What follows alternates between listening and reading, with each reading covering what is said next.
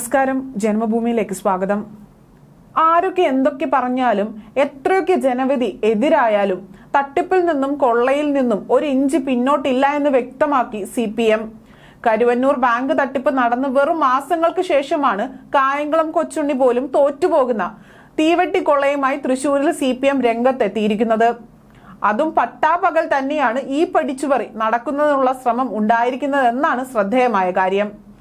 നഗരസഭയുടെ കോടികൾ വിലമതിക്കുന്ന ഭൂമി CPM ഉടമസ്ഥതയിലുള്ള ട്രസ്റ്റ് കൈമാറാനാണ് ഇപ്പോൾ നീക്കം നടക്കുന്നത്. ഇതിനെതിരെ വ്യാപകമായ പ്രതിഷേധവുമായാണ് കക്ഷി രാഷ്ട്രീയ ഭേദമന്യേ പ്രതിപക്ഷ പാർട്ടികൾ രംഗത്തെത്തിയിരിക്കുന്നത്. തൃശൂർ ജില്ലയിലെ കുന്നംകുളം നഗരസഭയിലാണ് പൊതു ഉടമസ്ഥതയിലുള്ള കോടിക്കണക്കിന് രൂപയുടെ ഭൂമി CPM നേതൃത്വത്തിലുള്ള ട്രസ്റ്റിന് കൈമാറാനുള്ള നീക്കം നടക്കുന്നത്.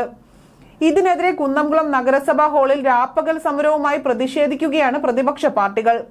നഗരസഭയുടെ 2 കോടി രൂപ വിലയുള്ള ഭൂമി CPM നിയന്ത്രണത്തിലുള്ള CV ശ്രീരാമൻ ട്രസ്റ്റിന് കൈമാറാനുള്ള നീക്കത്തിനെതിരെയാണ് പ്രതിഷേധവും.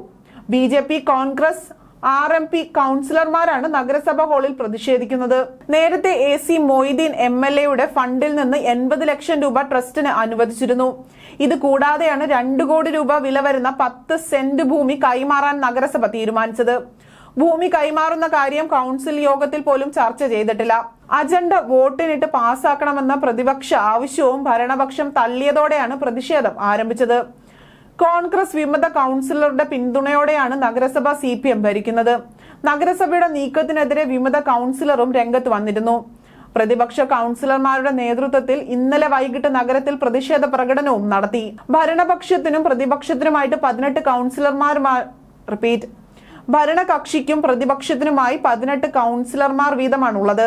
പ്രത്യക്ഷത്തിലാണെങ്കിലും സാധാരണക്കാരുടെ പാർട്ടിയാണ് CPM എന്നാണ് വെപ്പ്.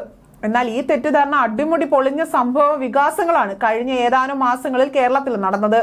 അതിൽ ഏറ്റവും പ്രധാനപ്പെട്ടതായിരുന്നു തൃശൂരിലെ കരുവന്നൂർ ബാങ്കിൽ നടന്ന തട്ടിപ്പ്.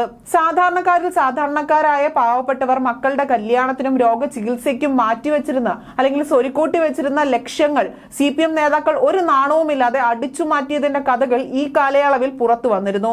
എന്നാൽ നാണം കെട്ടാലും പണം ഉണ്ടാക്കണം, നാണക്കേടാ പണം മാറ്റിക്കൊള്ളും എന്ന പഴഞ്ചൊല്ല് ആപ്തവാക്യം ആക്കിയിരിക്കുകയാണ് CPM എന്ന് വ്യക്തമാക്കുന്ന വിവരങ്ങളാണ് ഇപ്പോൾ കുറച്ചു കാലങ്ങളായി പുറത്തു വരുന്നത്.